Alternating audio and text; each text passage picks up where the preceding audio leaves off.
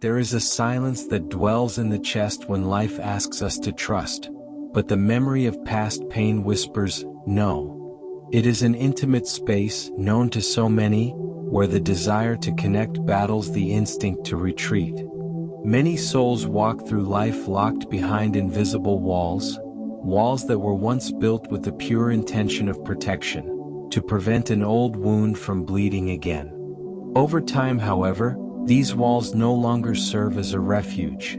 They become the prison itself, preventing the light of the new from entering, preventing the outstretched hand of a new possibility from being accepted. The deepest desire pulsing in these circumstances is not just for romantic love. It is something more fundamental. It is the yearning to feel life pulse again with confidence and with a surrender that does not need to be guarded. It is the longing for a connection that feels safe because it is authentic. And neuroscience, in a way that borders on poetry, confirms that this pain is not an abstraction. The work of Naomi Eisenberger at UCLA revealed that the brain processes emotional wounds, rejection, betrayal, in the same regions where it registers physical pain. The hurt, therefore, is real, it is corporal, inscribed in our biology. We can imagine the heart after a great disappointment as a fine piece of glass that has been cracked. It does not shatter completely, no, it remains whole in its structure, but the light that passes through it no longer falls in the same way. It distorts, creates shadows where there was once clarity. And so, life begins to be seen through this filter of fear and distrust, where every gesture of affection is first analyzed as a potential threat. It was Carl Jung who reminded us that we do not heal by avoiding the pain, but by courageously facing what has been wounded within us. This journey of the heart often begins with what feels like protection but slowly transforms into confinement. It is an almost automatic movement of the psyche to confuse defense with cure. We sincerely believe that by not opening up, by keeping the gates of the heart firmly locked, we are promoting our own well-being, our safety. This is the nature of the invisible scar. It does not constantly hurt, but operates in the background, dictating the rules of engagement with the world. Emotional neuroscience sheds light on this process. The amygdala, that ancient sentinel of our brain, has the primary function of guarding memories of danger and pain. When we go through an experience of rejection or abandonment, it records this event as a pattern of threat. Years later, faced with a situation that remotely resembles that original pain, someone's tone of voice, a certain social situation, the amygdala sounds an alarm. It is a brilliant protection system, but one that, if not updated, becomes a trap. The person enters a state of constant hypervigilance, where the nervous system is always a little alert, prepared for the worst. This blocks the formation of deep affective bonds, because genuine connection requires vulnerability, requires lowering one's guard. The feeling of belonging, of being part of something, diminishes because the price of connecting seems too high. It is common to observe people who, even desiring companionship, refuse invitations, push away kindnesses, interrupt conversations that could deepen. It is not for lack of desire, it is because of an automatic fear, a whispering voice that says, "Be careful, you know how this ends." The mind, in its heroic attempt to protect, keeps the heart hostage to a past that is already over. From this trap arises a very seductive belief, a spiritual myth that promises a definitive solution. The idea that we first need to be completely healed, whole and perfect, and only then will we be ready for love. It is a premise that seems so logical, so orderly. However, it can be the biggest barrier to healing itself. Breaking this expectation is essential.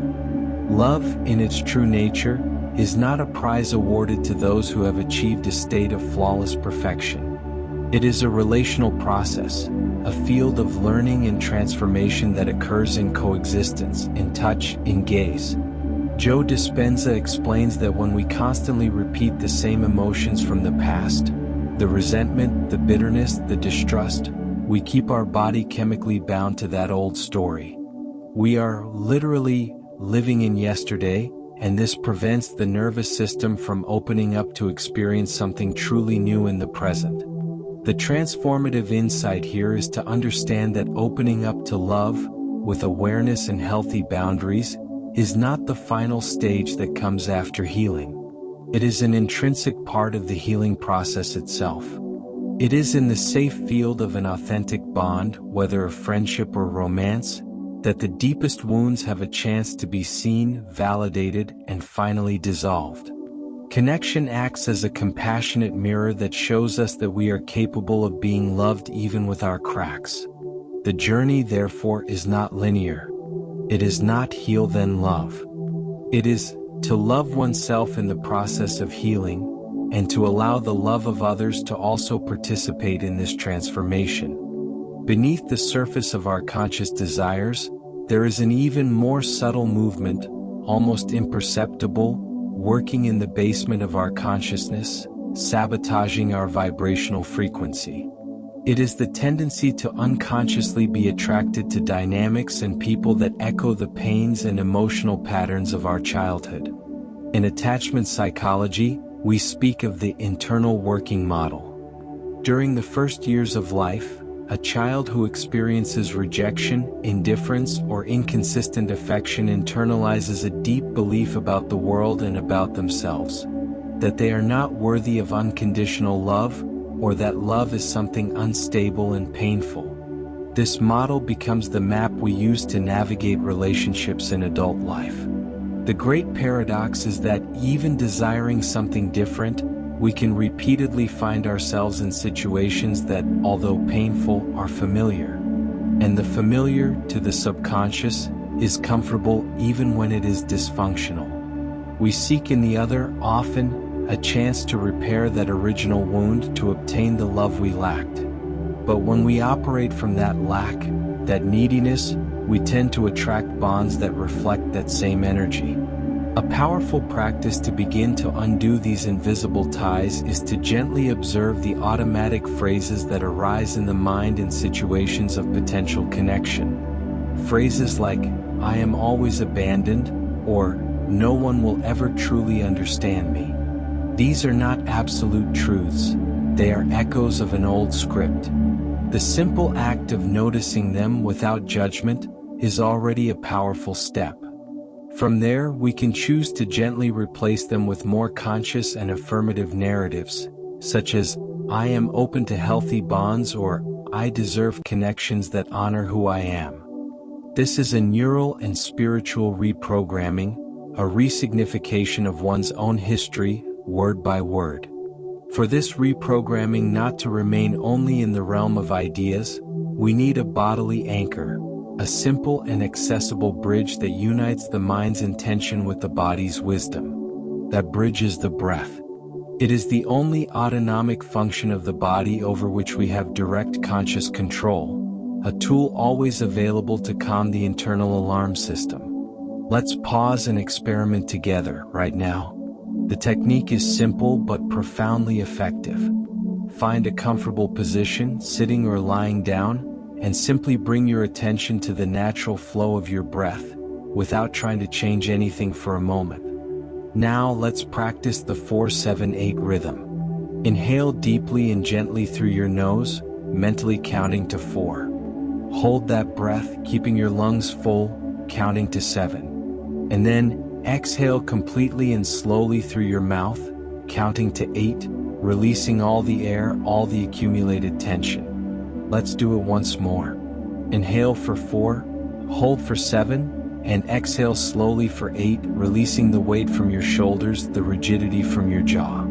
From a neuroscience perspective, this prolonged exhalation practice stimulates the vagus nerve, the main component of the parasympathetic nervous system, responsible for rest and digestion. This significantly reduces the activity of the amygdala, our alarm center, calming the entire nervous system.